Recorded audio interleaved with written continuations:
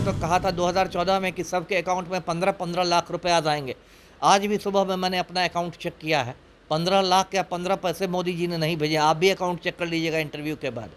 और 14 के बाद भारतवर्ष दुनिया का सबसे बड़ा लीक तंत्र है।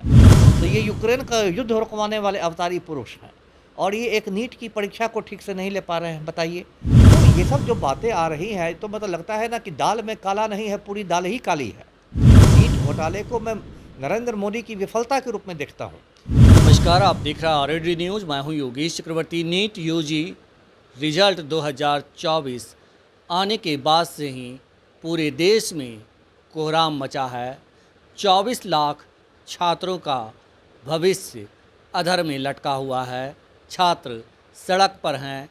बिहार की आर्थिक अपराध इकाई कहती है कि पेपर लीक हुए हैं, लेकिन भारत सरकार, शिक्षा मंत्रालय इसे मानने को तैयार नहीं है। यही नहीं, परीक्षा लेने वाली संस्था नेशनल टेस्टिंग एजेंसी यानी कि NTA के DG को हटा दिया जाता है। इसके बावजूद भारत सरकार ये नहीं मानती कि सचमुच पेपर लीक हुआ है, और वो अपने इस सूत्र पर अड़े हुई है कि सब कुछ ठीक है। हमारे साथ एक्स IPS अधिकारी अमिताभ दास जी हैं। आइए इनसे समझते हैं कि आखिर सरकार इस तरह से अड़ियल रुख क्यों अपना रही है। सर, जिस तरह से नीट को लेकर के, नीट जो रिजल्ट आया उसको लेकर के पूरे देश में कोहराम मचा है, सरकार, केंद्र सरकार इतनी क्यों अड़ी हुई है? क्या वजह है? अड़ी इसलिए है क्योंकि केंद्र सरकार शिक्षा माफिया की कठपुतली बन गई है, इसलिए अड़ी हुई है। शिक्षा माफिया की पैठ सत्ता के गलियारों में है। देखिए, कितनी शर्मनाक बात है कि नीट पर पूरे देश में हंगामा है, गिरफ्तारियां हो रही हैं, पुलिस गिरफ्तार कर रही है, सुप्रीम कोर्ट में सुनवाई हो रही है, इतना हंगामा बरपा हुआ है। और जो हमारे शिक्षा मंत्री हैं धर्मेंद्र प्रधान, वो कह रहे हैं कि नहीं नहीं, कुछ हुआ ही नहीं, सब कुछ ठीक है। तो यदि कुछ हुआ ही नहीं है तो कल फिर NTA के DG को हटा क्यों दिया गया? जब कुछ हुआ ही नहीं तो इतने लोगों की गिरफ्तारियां क्यों हो रही है? जब कुछ हुआ ही नहीं है तो सुप्रीम कोर्ट ने क्यों कहा कि ग्रेस मार्क्स वालों को 23 जून को दोबारा परीक्षा देनी पड़ेगी? तो ये तो शिक्षा मंत्री का बयान ही लगता है कि ये शिक्षा माफिया के प्रवक्ता बन गए हैं, स्पोक्समैन बन के बोल रहे हैं। तो जिस देश का शिक्षा मंत्री शिक्षा माफिया का प्रवक्ता बन जाए, उस देश में बताइए क्या होने वाला है। और इस पूरी नीट घोटाले को मैं नरेंद्र मोदी की विफलता के रूप में देखता हूँ, क्योंकि इनके जो दलाल हैं, चमचे हैं मोदी जी के, वो कहते हैं कि मोदी जी का तो ऐसा रुतबा है कि एक फ़ोन कॉल पर यूक्रेन का युद्ध रुकवा देंगे। तो ये यूक्रेन का युद्ध रुकवाने वाले अवतारी पुरुष हैं, और ये एक नीट की परीक्षा को ठीक से नहीं ले पा रहे हैं। बताइए, नीट परीक्षा में लगभग 24 लाख लड़के लड़कियों ने परीक्षा दी थी। उसका रिजल्ट 4 जून को आया है, और उसमें 67 लड़के लड़कियों को 720 में 720 आ गए। ये बहुत चौंकाने वाली बात है। 3, 4, 5 तक को आया रहता तो बात मानी जा सकती थी। जबकि कोचिंग संस्थानों का कहना है कि इस बार का प्रश्न पत्र इतना कड़ा था कि 650 से ज़्यादा अंक नहीं उठने चाहिए थे। तो ये क्या हो रहा है? अब देखिए, गिरफ्तारियों का सिलसिला शुरू हो गया। अभी बिहार में भी EOU ने कई गिरफ्तारियां की हैं। एक सिकंदर यादवेंदु जेल चले गए। उनका बताया जा रहा है कि तेजस्वी यादव के PA से निकट का संबंध है, प्रीतम से। एक अभी संजीव मुखिया फरार हैं, वो नालंदा के नगरनौसा के रहने वाले हैं, पलटू राम के गृह जिला के हैं। उनका बेटा जो डॉक्टर शिव कुमार है, पहले से बेउर जेल में बंद है। तो एक अमित आनंद है, जिनकी तस्वीर वायरल हो रही है सम्राट चौधरी के साथ, उनको उप मुख्यमंत्री सम्मानित कर रहे हैं अमित आनंद को। तो कोई और एक मुख्यमंत्री के ही हम नाम नीतीश कुमार हैं। तो इस तरह से पूरा एक मतलब एक रैकेट का प्रचार चला। उधर गुजरात में कोई रवि अत्री को पकड़ा गया है, जगह जगह को। और अब तो बात आ रही है कि 30 लाख में, 40 लाख में पेपर बेचा जा रहा है। मतलब कुल मिला के आप समझिए सैकड़ों करोड़ का ये घोटाला है। तो कायदे से तो देखिए, सुप्रीम कोर्ट को, मतलब मुझे जो उम्मीद है कि 8 जुलाई को अगली सुनवाई है सुप्रीम कोर्ट में, और मुझे लगता है तब तक इतना सबूत इकट्ठा हो जाएगा कि सुप्रीम कोर्ट इस परीक्षा को पूरी तरह रद्द कर देगा।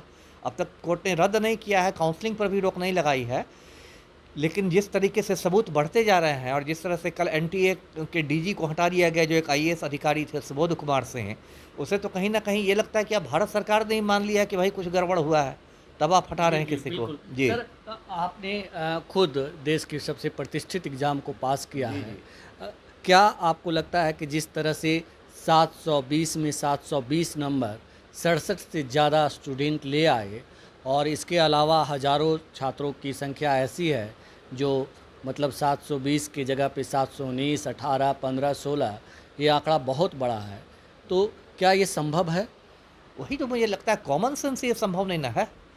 कॉमन सेंस से एक तो परफेक्ट स्कोर 720, आप यूपीएससी की बात करें जिसके थ्रू हम लोग आए हैं, यूपीएससी में तो 55%, 56% आते-आते आदमी को नौकरी मिल जाती है। इतनी कड़ाई से मतलब मार्किंग होती है।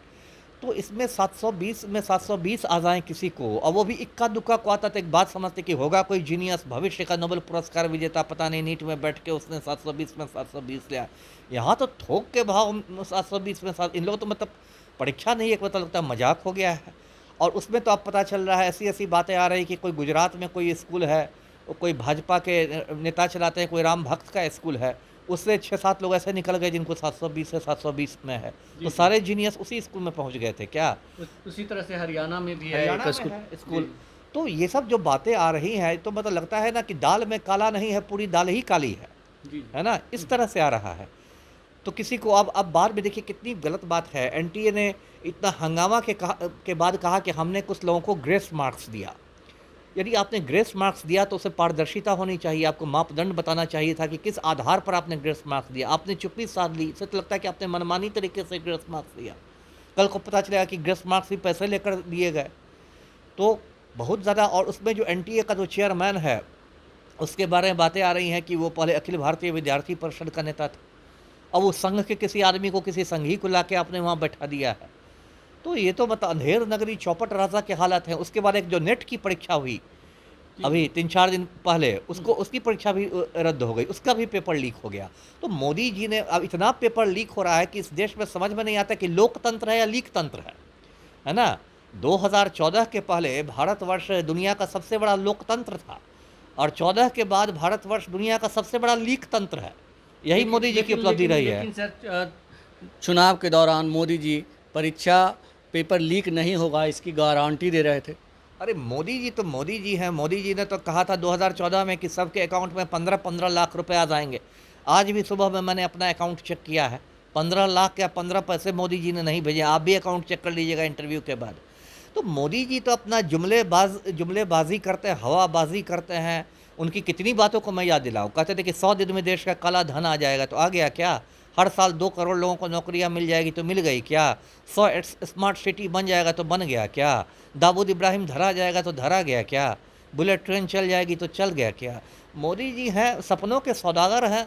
लोगों को मूर्ख बनाना है और एक रखना है, कुर्सी से चिपके रहना है। जी आपको ये लगता है कि नीट एग्ज़ाम के जिस तरह से नतीजे आए, जी उसके बाद छात्र जिस तरह से विरोध कर रहे हैं और जिस तरह से इस पे सवाल खड़े किए जा रहे हैं, जी। सचमुच इसमें करोड़ों के घोटाले हुए हैं और मतलब अ, उसमें सरकार शामिल है? बिल्कुल, वो तो डंके की चोट पर कह रहा हूँ। बताइए, एक-एक पेपर अब 30 लाख, 40 लाख में बिकने की बात आ रही है, और इसमें सैकड़ों की संख्या में इसमें लोग जाते हैं, हज़ारों की संख्या में, करोड़ों का घोटाला है। शिक्षा मंत्री की आप फुर्ती नहीं दिख रहे हैं, कितनी जल्दी शिक्षा माफिया के प्रवक्ता बन गए हैं। और उस माफिया के की पैठ सत्ता के गलियारों में आप देखिए, संसद का मतलब ये सत्र, नया सत्र कल से शुरू हो रहा है ना, 24 जून से। अभी तो इस बार विपक्ष बहुत मजबूत है, विपक्ष पूरा हमलावर रहेगा, राहुल गांधी पूरा होमवर्क करके जाएंगे। तो इस बार तो सरकार बिल्कुल बैक फुट पर आ गई है, क्योंकि इतना बड़ा घोटाला है कि इसको पचा लेना, इसको दबा लेना सरकार के लिए बहुत मतलब मुश्किल का काम हो गया है। गले की हड्डी बन गई है सरकार की। इसलिए अभी कल परसों एक आनन फानन में कानून भी बनाया गया है इसी पेपर लीक को लेके कि 1 करोड़ का जुर्माना लग जाएगा, तो 10 साल कैद हो जाएगी, क्या-क्या। ये सब सरकार एक्चुअली डैमेज कंट्रोल कर रही है, क्योंकि सरकार जान रही है कि युवाओं में बहुत गुस्सा है। पहले ही से युवा लोग गुस्सा में हैं। आपने अग्निवीर योजना बना दी कि 22 साल की उम्र में तुमको रिटायर करवा देंगे। बताइए, इससे बड़ा मजाक क्या होगा? कोई लड़का 22 साल की उम्र में रिटायर करेगा, और यहाँ मोदी जी पक्की दाढ़ी लेके 75 साल तक में कुर्सी पर सटे हुए हैं। तो युवाओं में पहले ही से बहुत गुस्सा है इस देश में। रेलवे में नौकरियाँ नहीं आ रही है ना? तो अब इसमें अब जले पर आपने नमक छिड़क दिया। अब नीट में हो रहा है, कल यूपीएससी में होगा, तो इसमें क्या इस देश में बचेगा? जी। आपको लगता है कि जो आप 30 से 40 लाख रुपया एक स्टूडेंट से लेने की बात आ रही है, जी। तो ये बॉटम से टॉप तक पैसे गए हैं? जाएंगे ही। ये तो देखिए, कोई भी घोटाला, एक कहते हैं ना कि कद्दू कटेगा तो सब में बटेगा। कद्दू कटेगा, लेकिन सीबीआई जांच का आदेश कर दिया गया है। ठीक है, तो सीबीआई में कौन सत्य हरिश्चंद्र के परदादा लोग बैठे हुए हैं? सीबीआई तो इतना उस पर राजनीतिक दबाव में काम करती है सीबीआई कि सीबीआई को सुप्रीम कोर्ट ने कहा है कि ये पिंजड़े का तोता है, जो मालिक सिखाता है वही बोलता है। सीबीआई की हकीकत मैं नहीं जानता हूँ। सीबीआई जांच तो दे दिया गया, ठीक है। अगर सीबीआई जांच भी दी गई है तो मेरी मेरी मांग होगी कि सुप्रीम कोर्ट उसकी जांच की मॉनिटरिंग करे।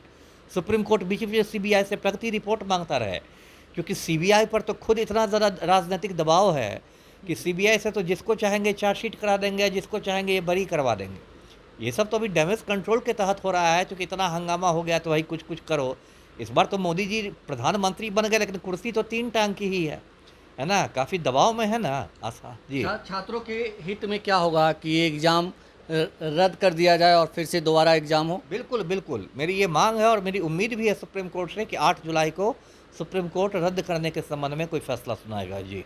तो सुना आपने एक्स आईपीएस अधिकारी अमिताभ दास को, जिन्होंने साफ तौर पर कहा कि दाल में कुछ काला नहीं है, बल्कि पूरी दाल ही काली है और बॉटम से टॉप तक जो है पैसे गए हैं और इसी वजह से सरकार टालम टोल रवैया अपना रही है। धांधली तो हुई ही है और सरकार के गले की हड्डी बन गई है। फिलहाल इतना ही। आप हमें फेसबुक पर फॉलो करें, यूट्यूब पर सब्सक्राइब करें, लाइक करें, शेयर करें और कमेंट कर अपना महत्वपूर्ण विचार और सुझाव ज़रूर दें। धन्यवाद।